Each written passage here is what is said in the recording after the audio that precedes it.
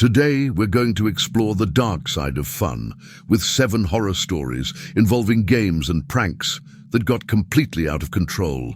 Get ready to hear chilling stories about challenges that turned into nightmares, board games with real consequences, and seemingly innocent games that ended in terrifying situations. Let's find out what can happen when the rules are broken and the boundaries between the game and reality blur. So sit back, think twice before accepting any challenge, and let's begin this spine-chilling journey. Oh, and before any macabre games begin, take the opportunity to subscribe to the channel, activate the bell, and leave your like. This really helps the channel and make sure you don't miss any scary content like this. Let's go. 1. The Truth Game. The Sullivan's Cabin was a 20-minute drive from the center of Queenstown, secluded among pine trees on the edge of Lake Wakatipu. Built in the 1980s as a summer retreat, it was rarely used in winter when the temperature plummeted and fog covered the lake like a ghostly cloak. It was precisely because of this isolation that Olivia Sullivan, 17, chose the place to meet her friends that weekend. Her parents were in Auckland on business, leaving her with the key and a promise of no parties. Technically, 5 friends didn't constitute a party. The group arrived on Friday afternoon. Olivia, her best friend Maya, Maya's boyfriend Liam, the quiet and always observant Noah, and twin brothers Caleb and Ethan. All seniors in high school, all eager to escape the suffocating routine of Queenstown, a town too small to keep secrets, or so they thought. The first night went as planned. Music, food, stories around the makeshift fireplace. The intense cold outside made the inside of the cabin even more welcoming. Through the fogged windows, just darkness and the occasional reflection of the moon on the lake. On the second night, after some bottles of vodka were smuggled in Ethan's backpack, Maya suggested playing Truth or Dare, just like the old days, but without the stupid questions from when we were 13. Sitting in a circle on the worn carpet in the living room, they began with light questions and silly challenges. Ethan had to call his chemistry teacher and pretend to be a reporter. Maya revealed that she had already stolen makeup from a store. Olivia was challenged to stand upside down for a full minute. The atmosphere changed when it was Noah's turn, always reserved, always on the edge of the group. True, he chose, avoiding the physical challenges he hated. Caleb smiled mischievously. "What's the worst secret you're keeping? Something no one else knows." The silence that followed was heavy. Noah looked at his hands, then at the window behind Olivia. For an instant, his eyes widened, as if he had seen something, or someone, outside. But it was impossible. They were completely isolated. "I know what happened to Daniel Hayes," he finally said, his voice barely above a whisper. The group froze. Daniel Hayes, a classmate, had disappeared during a school trip to the mountains 2 years earlier. After weeks of searching, the police concluded that he probably fell into a gorge. The body was never found. "What do you mean?" Olivia asked, her voice shaking. Noah looked back at the window, now completely dark. "I saw who was with him before. He disappeared. I saw the fight." Liam leaned forward. "What fight?" "The police said he was alone when he got lost from the group." "I wasn't," Noah continued. "He argued with someone. I heard screams. When I got close, I saw blood on the rocks. A lot of blood." "Why didn't you ever tell me that?" Maya asked, horrified. "Because..." Noah hesitated. "Because I recognized the person who was with him." At this moment, a sharp crack came from the balcony. Everyone turned to the window. For a second, Olivia swore she saw a face watching them through the fogged glass. "Must be the wind," Ethan said, but his voice betrayed uncertainty. Caleb got up to check. Upon opening the balcony door, a gust of cold air invaded the room. "And there's no one here," he announced, but his eyes told another story. There were fresh footprints in the thin layer of snow. When Caleb returned, Noah was pale, visibly shaking. I shouldn't have said anything. He saw me that day, on the mountain. He said he would kill me if I told him. "Who?" demanded Liam. "Who was with Daniel?" Before Noah could respond, the cabin's lights flickered and went out. The sudden darkness brought out frightened screams. Olivia ran to her backpack, looking for her cell phone's flashlight. When the dim light illuminated the room, Noah was gone. "He must have gone to the bathroom," Maya suggested. But the fear in her voice was palpable. Liam and Caleb went to look for Noah, while Ethan tried to restore the power. Olivia and Maya stayed in the room, their backs to each other, watching the shadows. "There's someone out there," Maya whispered, pointing to the window. "Someone watching us." Olivia held up her cell phone, trying to illuminate the outside, but the reflection in the glass made it impossible to see past the porch. The silence was absolute except for the wind and the occasional creak of ancient wood. Liam ran back, panting. "We didn't find Noah. The back door is open." Before they could react, Olivia's cell phone rang. Unknown number. With shaking hands, she answered the speakerphone. "You shouldn't play with the truth," said a distorted voice. "Some questions have no answers. Some truths kill." The connection dropped. Seconds later, the lights came back on, revealing a message written on the room's mirror, visible only when illuminated. "The game is over." The police arrived an hour later, called by Maya's father when she didn't respond to his messages. They found the 5 terrified teenagers, but Noah was still missing. The searches lasted 3 days, without results.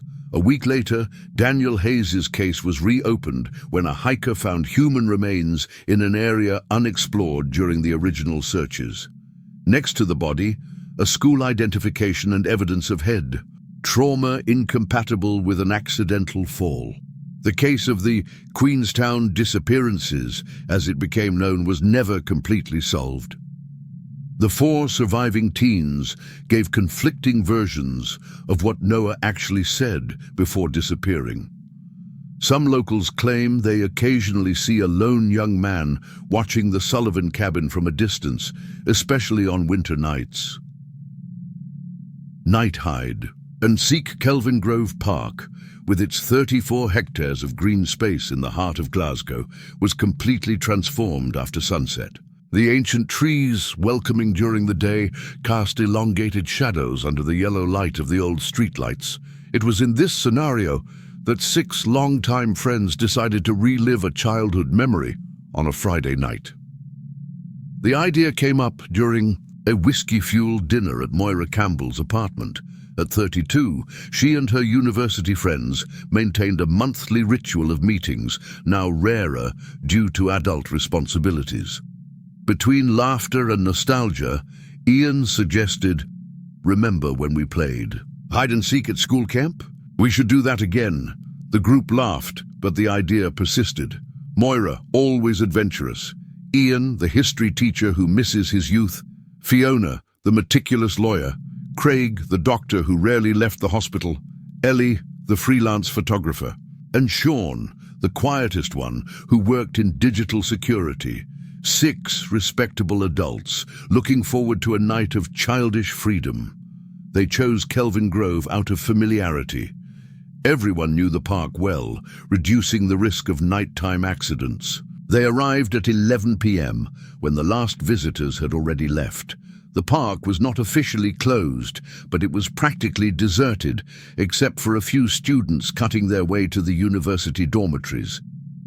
"Simple rules," Moira announced, naturally, taking the lead. Ian counts to 100. Everyone hides. Whoever is found helps look for the others. Limits: just this section of the park, no crossing the bridge or going beyond the museum. Everyone nodded, feeling that familiar mix of excitement and nervousness. Ian leaned against an ancient oak tree, covered his eyes, and began counting. The others quickly dispersed, laughing softly like mischievous children. Moira ran into a thicket of bushes. Fiona chose to hide behind a statue. Craig found a bench partially covered in shadows. Ellie climbed a low tree while Sean disappeared. Toward the small hedge maze, the count is over. Silence fell over the park, broken only by the occasional distant rumble of cars and the rustle of leaves in the wind. Ian began the search, moving slowly, trying to adapt his eyes to the partial darkness. He found Fiona first, her nervous laugh giving away his position. Together, they located Craig, who complained about being discovered so quickly. The three continued their search, calling out to the others in low voices. After 20 minutes, they found Ellie in the tree. "You guys suck at this," she teased, descending with a nimble leap. But Moira and Sean were still missing. Another 30 minutes passed. The atmosphere of fun began to give way to concern. "Moira," called Ian, now loudly. "Sean, the game is over, you guys won." Only silence responded. The group split up to cover more ground. Fiona and Craig went to check the public toilets, while Ian and Ellie headed to the hedge maze. It was Ellie who found the first sign that something was wrong. Sean's cell phone lying near the entrance to the maze. The screen cracked as if it had been stepped on. Beside it, drag marks in the damp earth. "Ian," he called, his voice trembling, "I think we need to call the police." At this moment, Ian's cell phone vibrated. A text message from Moira's number. "Found a great hiding spot.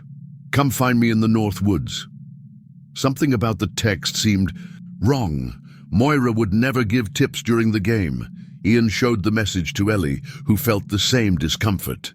"Let's go get the others," Ian decided. But as they turned to leave the maze, they saw a hooded figure blocking the way. Tall, still, watching them in silence. "Who are you?" Ellie asked, trying to keep her voice steady. The figure didn't respond, just tilted its head slightly, as if studying its prey.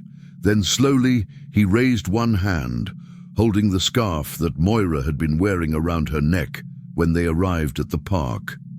Ian and Ellie ran in the opposite direction, shouting for help. They managed to find Fiona, but Craig had disappeared while checking the bathrooms. 3 of the 6 friends gone in less than an hour. The police arrived 20 minutes later, finding the 3 survivors grouped under a lamppost, refusing to leave. An immediate search was launched. They found Moira's bag near the lake and Craig's jacket hanging from a branch like a macabre trophy. Investigations revealed that in recent weeks, 3 students had disappeared near the park. Authorities had kept the cases secret to avoid panic, initially believing in voluntary escapes. Now, the pattern was undeniable. Security cameras at the adjacent museum captured partial images of a tall figure dragging something heavy to an illegally parked white van. The sign was covered in mud. A week later, Sean was found wandering disoriented 50 miles from Glasgow, showing signs of severe trauma and unable to explain what had happened. Moira and Craig are still missing. The case of Kelvingrove, hide and seek, as it became known in the local press, remains open. The park now officially closes at dusk, with regular police patrols. For Glaswegians, especially young people, there was a grim warning. Some childhood games are best left in memories, and some night shadows hide more than just darkness. Ian, Fiona, and Ellie never returned to the park. And when their children asked to play hide and seek, even during the day, the fear in all 3 of their eyes is visible. The fear that once again someone will hide so well that they will never be found. The online challenge, the Scottish. Winter was behind us, but 19-year-old student Lucas Reed's apartment remained as cold as his mood. Sitting in front of the computer, he stared at the message on the screen. Challenge number 7 complete. Congratulations. Tomorrow you will receive the next one. Remember, giving up is not an option. It all started 3 weeks earlier when Lucas, bored, during his university break, came across a mention of the 12 Tasks game on a forum. The challenge promised adrenaline and rewards for those who completed all the stages. The first challenges were simple.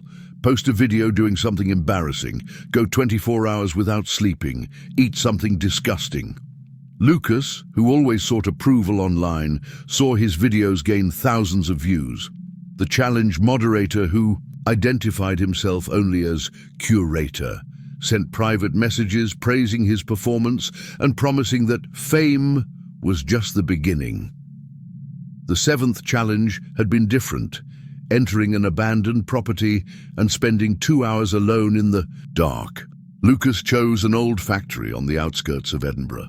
During the test, he had the unsettling feeling of being watched. When he decided it was time to stop, he sent a message to the curator. "It was fun, but I need to focus on my studies. I'm out." The answer came instantly. "No one gives up. You know the rules." Lucas blocked the contact and deleted his profile on the forum. He thought it would be the end. The next morning, he received an email from an anonymous sender. Attached is a photo of him sleeping in his bedroom, taken that same night, and another of his parents at their home in Glasgow. The message was clear. Challenge number 8. Record yourself taking these pills. You have 24 hours. Panic set in.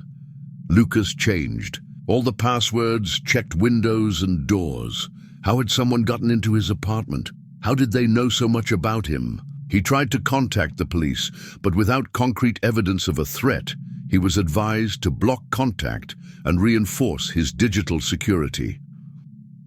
The police officer mentioned similar cases in recent months, but without confirmed tragic outcomes. That night, he received a call from an unknown number. The distorted voice on the other end just said, "Look out the window." On the sidewalk in front of the building, a hooded figure waved, holding a sign with Lucas's full name. The young man spent the night awake. In the morning, he found an envelope under his door containing a white pill and a note. Last chance. Desperate, Lucas sought help in an online support group for victims of cyberbullying. There, he found 5 other young people who had participated in the same game. 2 had disappeared after the 10th challenge. 1 was hospitalized after an overdose. The others lived in constant fear. With the help of the group and a digital security expert, Lucas began gathering information about the curator. They discovered a pattern. The challenge creator selected socially isolated people with a history of seeking online validation, used early tasks to collect personal data and access devices. The siege was closing. Lucas received constant messages. He had the feeling of being followed. He found signs of an invasion in his apartment. The curator always seemed to be one step ahead. The investigation led to a name, Malcolm Sinclair, a former university psychology professor fired after unethical experiments on students. He had created the game as a way of studying manipulation and behavioral control. With this information, Lucas finally got the police to act. An operation was mounted using him as bait. When Malcolm showed up for the final showdown, he was arrested. Investigations revealed that the game of 12 tasks had claimed more than 30 victims across Europe, with 3 confirmed deaths. Malcolm kept detailed files on each participant, studying their reactions to fear and pressure. For Lucas, the nightmare was over, but the scars remained. The case was widely publicized, serving as a warning about the dangers of online challenges and how predators use the need for acceptance to manipulate vulnerable young people. Today, Lucas participates in lectures at schools, sharing his experience. The real challenge, he says, is recognizing when we are being manipulated and having the courage to ask for help. What's up, guys? The stories of games and pranks that got out of control are chilling even now, aren't they? If you're enjoying these scary stories, take the opportunity to take a quick break, subscribe to the channel and leave your like. This really helps the channel grow and motivates me to continue bringing you more chilling content. Now, shall we go back to the next stories? There's still a lot of fear ahead. The ancient board, the Grassmarket Antiques Market, was a labyrinth of forgotten treasures and dusty trinkets. On that rainy Sunday morning, 4 friends, Isla, Connor, Fiona and Hamish, searched the stalls for items for the flat they shared near Edinburgh University. It was Hamish who found the game, hidden under piles of books in a stall run by a stern-looking man. The dark wooden box had intricate carvings and the title Consequence engraved in Gothic letters. "How much does it cost?" asked Hamish, intrigued. The salesman, a man with grey eyes and gnarled hands, studied him for a moment. £40. It's a rare piece from the 1950s, made by a local mathematician. Only 12 copies exist. Something about the precision of that number, 12, not 10 or 15, piqued Hamish's curiosity. After a brief negotiation, he bought the game for £30. That night, the 4 friends gathered in the living room of the Victorian apartment they shared. The rain had intensified, hitting the high windows as they opened the game box. The board was beautiful, polished wood with a spiral path divided into numbered spaces. There were 4 crystal pawns, a bone dice, and a deck of yellowish cards with the word Consequence on the back. The rules, written in elegant calligraphy on aged parchment, were simple. Advance according to the die. Pick up a card when it lands, on squares marked with symbols, and accept the consequences described. The objective was to reach the center of the spiral. "It looks harmless," commented Fiona, an archaeologist in training. "Probably some Victorian educational game." They started to play. The first few rounds went by without incident, letters asking them to sing songs or tell embarrassing secrets. The atmosphere was fun until Connor picked up a different card. Consequence: the player will lose something valuable in the next 24 hours. Move forward 2 spaces. Everyone laughed at the drama, and the game continued. The next morning, Connor discovered that his laptop had been stolen from the university library. The coincidence was disturbing, but no one made an immediate connection to the game. In the next game, Ela drew a card. Consequence: the player will receive a call with disturbing news. Move forward 3 spaces. 2 hours later, his phone rang. It was his mother, reporting that the family home had been invaded. No one was hurt, but the incident left everyone shaken. The coincidences were becoming difficult to ignore. Fiona suggested stopping the game, but something compelled them to continue. Morbid curiosity, perhaps, or something more sinister. On the 3rd night, Hamish drew a letter that chilled his blood. Consequence: player will be watched in his sleep. Move forward 1 space. That morning he woke up with the feeling of being watched. At the window of his 3rd-floor room, he briefly glimpsed a silhouette that disappeared when he turned on the light. In the morning, they found an envelope under the apartment door. Inside, photographs of them sleeping, each in their own room, dust and a note. The rules must be followed. The game is not over until someone reaches the center. Terrified, they went to the police. Detective Murray listened to the report with growing concern. "This game, can I watch it?" Upon examining the board, the detective turned pale. There was a case in the 90s. 4 students found a similar game. 3 died under mysterious circumstances, apparently fulfilling consequences. The 4th disappeared. A search of the archives revealed more. The game's original creator, Dr. Malcolm Sinclair, had been a brilliant and troubled mathematician at the University of Edinburgh in the 1950s. Obsessed with game theory and probability, he created Consequence as an experiment in choice and destiny. Sinclair died in 1963, but his son, also Malcolm, continued his work, recreating the game and selecting players. The son had been admitted to a psychiatric institution in 1997 after the incidents with the students, but escaped in 2021. He watches the players, makes sure consequences happen, the detective explained. He is meticulous, patient, and extremely Dangerous.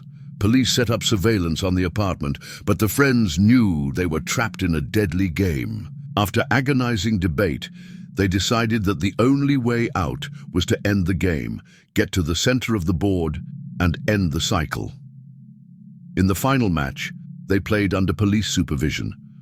The letters became progressively more disturbing, but each consequence was neutralized by the presence of authorities. Fiona was the first to reach the center. His last letter said simply, "Consequence, the Creator will reveal himself." That same night, Malcolm Sinclair was captured trying to break into the apartment. In their hiding place, they found 11 boxes identical to the one in the game, each with photographs and detailed records of previous players. 9 groups had completed the game, with fatal results. 2 groups abandoned, suffering even worse consequences. The case of the Sinclair Games, as it became known, shook Edinburgh. The board was kept as evidence, although some officers reported hearing whispers emanating from the locked box. For Isla, Connor, Fiona, and Hamish, the nightmare was over, but the scars remained. They separated months later, unable to live with the memories. To this day, in Edinburgh's antiques markets, sellers warn buyers about ancient sets of unknown provenance. And occasionally, someone reports seeing a dark wooden box with the word consequence carved into it. Always for sale by a grey-eyed man, always for the same price, always with the same story about a mathematician and his 12 copies. 11 were found. The 12th remains in circulation, waiting for new players willing to face the consequences of their choices. Follow the leader camp. Pinheiro Azul was a summer tradition for East Coast families for more than 4 decades. Located in the Adirondacks, the complex of rustic cabins, surrounded by dense forests and a crystal-clear lake, welcomed around 80 children between the ages of 8 and 12 annually for 2 weeks of outdoor activities. The summer of 2024 started like any other. The monitors, mostly university students, received enhanced safety training after a minor incident the previous year when 2 children were briefly lost while hiking. Nothing that warranted extraordinary concern. The first week went by normally. The Carvalho group, with 12 10-year-old children, stood out for their enthusiasm in the activities. His prefect in charge, 21-year-old Kevin Matthews, was beloved for his energy and creativity. On the second Tuesday, during free time in the afternoon, Kevin organized a game of Follow the Leader on the trail near the cabin. The activity was simple. The children formed a line and imitated the movements and sounds of the leader, who changed every 5 minutes. "Remember, we can't go past the red fence," Kevin instructed, pointing to the markings that marked the safe area of the camp. The game started excitedly. Lily was the first leader, making everyone jump like rabbits. Afterwards, Mason led by imitating a robot.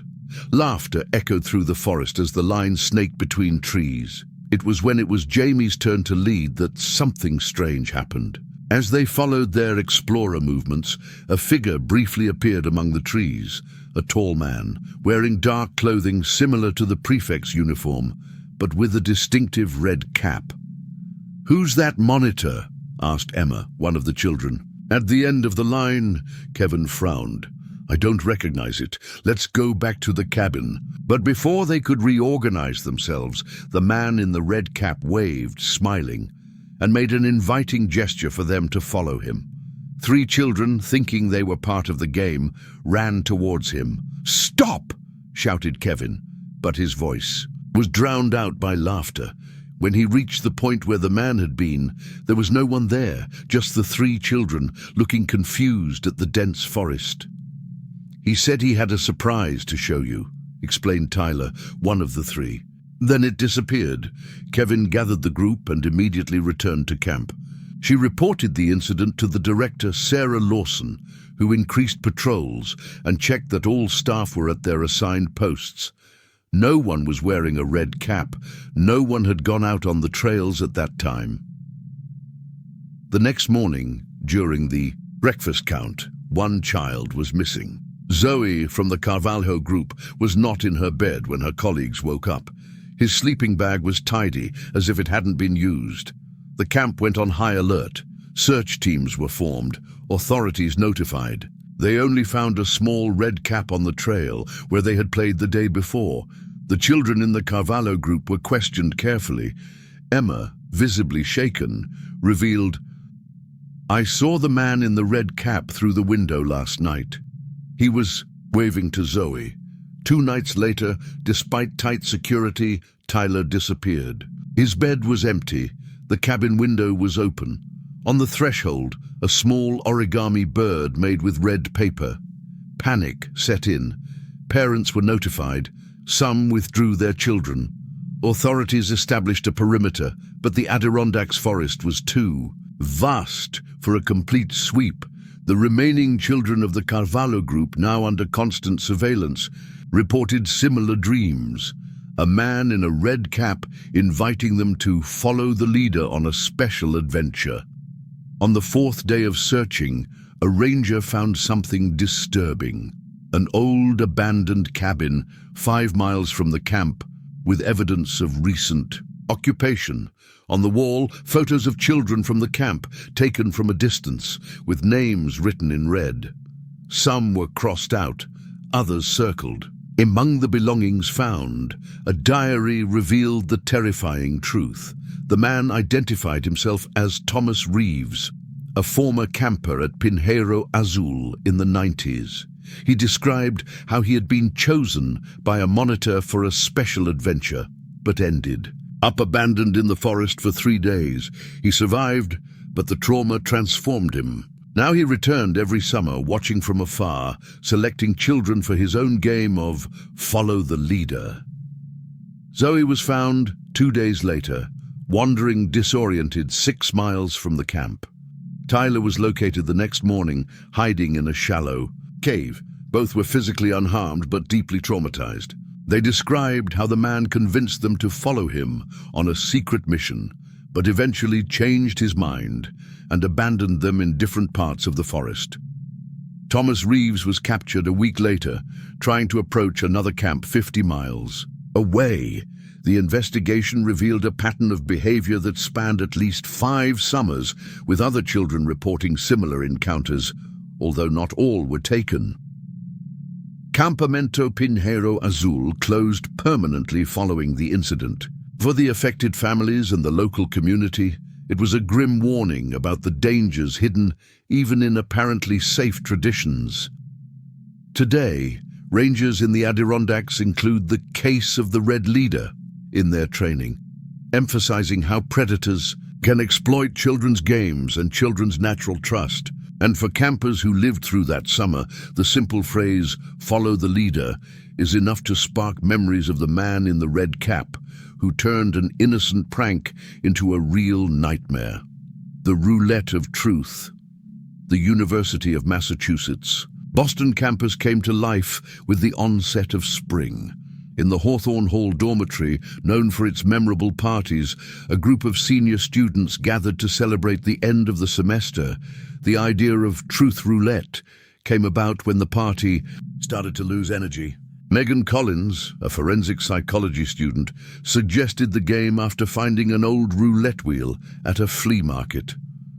"The rules are simple," she explained, placing the roulette wheel in the center of the table. "You spin the roulette wheel, and whoever it points to must reveal a true secret. No lies, no invented stories." 12 students formed a circle. Among them was Jason Mercer, quiet and reserved, studying criminal law; Alicia Reeves, popular journalism student; Tyler Donahue, swim team athlete; and Daniel Kovacs, recently transferred from another university. The first rounds were light: confessions about cheating on exams, secret crushes, petty shoplifting. The atmosphere was one of complicity and nervous laughter, fueled by doses of liquid courage.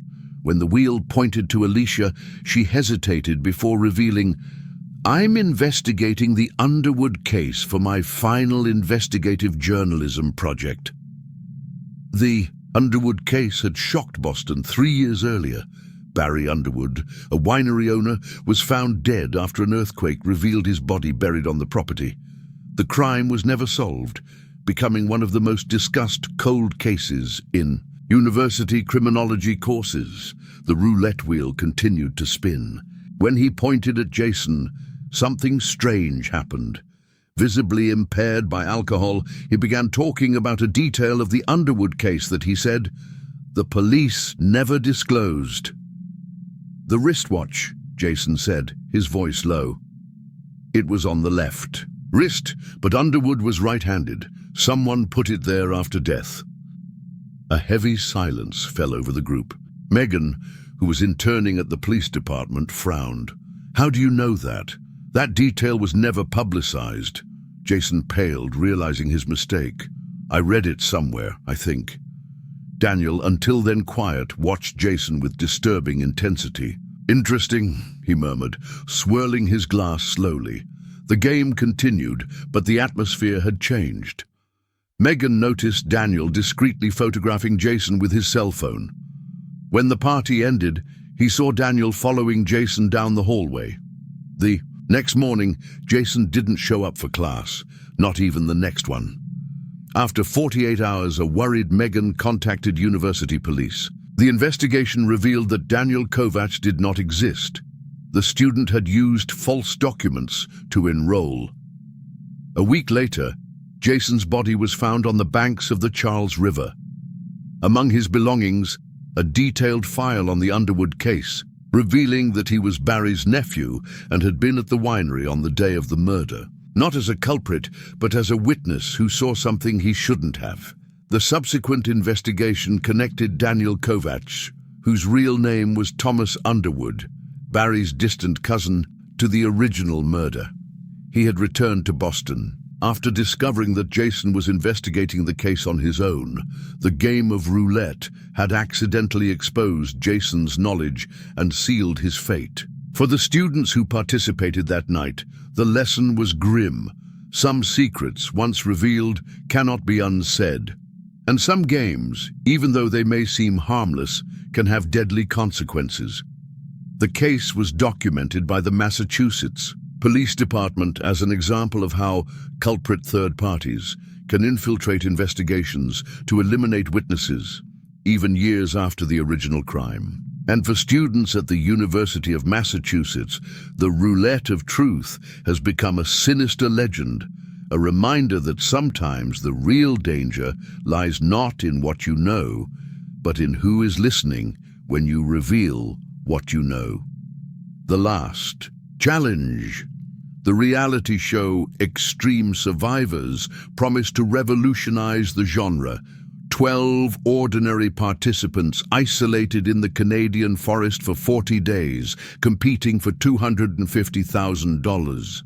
No camera crews nearby, just cameras fixed to the trees and biometric devices monitoring their vital signs. The premise attracted millions of viewers eager for something authentic in a saturated market. Marcus Chen, an executive producer with a history of controversial shows, assured attendees that safety was a top priority. "We are always 5 minutes away by helicopter," he promised during the initial orientation at the luxurious resort that served as his base before filming began. "Each of you has an emergency button. A doctor will be on call 24 hours a day." The contestants were diverse. Emma, a nurse from Toronto, Jackson, a former soldier from Calgary, Sophia, biology student, Ray, mountaineering guide, Priya, corporate, lawyer, and 7 others with equally captivating stories for the public. Each was given basic equipment and left at different points in the dense forest. The first few days went as planned. Competitors established individual camps, sought food and water, and braved the intense cold of Canadian nights. The families, based in a headquarters 8 kilometers away, watched everything via live broadcasts, competing in parallel challenges for resources to send to their loved ones. Everything changed on the 7th day. transmissions to HQ began to fail. First, intermittently, then for longer periods. The supply helicopter, which was supposed to bring items won by the families, did not appear at the scheduled time. Emergency communications showed increasing static. Technical problems, the production assistant assured worried families. It happens in remote areas. We're fixing it. On the 10th day, a severe storm hit the region. 3 participants, Ray, Priya, and Derek, attempted to abandon their camps, seeking safer shelter.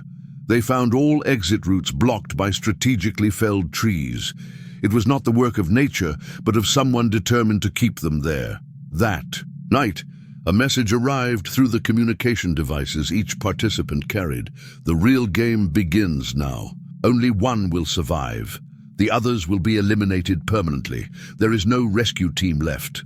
The families at HQ, dismayed by the fragmented images they were receiving, realized that something was terribly wrong. Cameras showed participants, panicking, but the production team insisted it was all part of the show. When they tried to leave to get help, they discovered they were also trapped, roads blocked, phones without reception. Jackson, the former military man, was the first to recognize signs of professional sabotage. The trees had been cut down with a saw, not blown down by the wind. Emergency devices were remotely deactivated. Sophia noticed that the cameras continued to work perfectly, even when essential survival equipment failed. Someone was controlling everything, watching their reactions to their growing fear and despair. The situation worsened drastically when Emma suffered a serious injury after falling down a ravine. The emergency button didn't work. The rescue helicopter never came. The other competitors, forced to choose between helping or ensuring their own survival, began to form potentially deadly alliances and rivalries. Meanwhile, Marcus Chen watched. From an isolated cabin, equipped with advanced technology, meticulously documenting the participants' reactions. In his diary, later found by authorities, he wrote about the ultimate social experiment and how true human nature emerges only when death is real, not simulated for the cameras. What Marcus didn't anticipate was the collective resilience of the competitors. 5 of them, realizing they were being manipulated, joined forces. Jackson used his military training, Sophia her knowledge of biology, and together with Ray, Priya, and Alex, they managed to establish improvised communication with the outside world using modified equipment. After 23 days of forced isolation, authorities invaded the place. They found Marcus in his bunker, surrounded by monitors, completely disconnected from reality. On the computers, detailed plans to eliminate participants who did not meet their expectations of behavior under extreme stress. The case shocked the television industry and the public.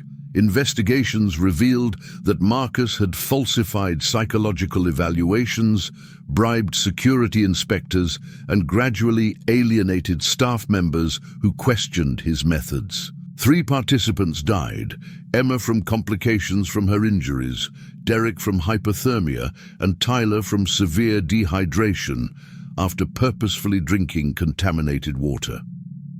The Last Stand, as it became known, raised serious questions about the ethical limits of reality television. Survivors reported severe symptoms of post-traumatic stress, feeling used like lab rats for public entertainment. The victims' families sued the television network, which claimed it had no knowledge of Marcus's intentions. The investigation, however, revealed ignored emails from staff members expressing concern about the producer's erratic behavior in the weeks leading up to the show. Marcus Chen was convicted of manslaughter and is currently serving time in a maximum security psychiatric institution. In his only interview given from the hospital, he declared without remorse, "I created the only truly real reality show. I showed what everyone wants to see, but no one admits it." For survivors, there remains the trauma of a game that went from being just a show to becoming a real fight for life, a grim reminder of how the line between entertainment and exploration can be dangerously blurred when the desire for authenticity trumps ethical and human considerations. And so we come to the end of our 7 horror stories involving games and pranks that got out of control. So which one scared you the most? Will anything make you think twice before taking part in an unfamiliar challenge or game? Tell us in the comments which one was your favorite. If you enjoyed this dive into the world of scary games, don't forget to leave a like. This really helps the channel grow and encourages me to bring you more chilling stories. And if you are not yet registered, take the opportunity now to sign up and activate the bell.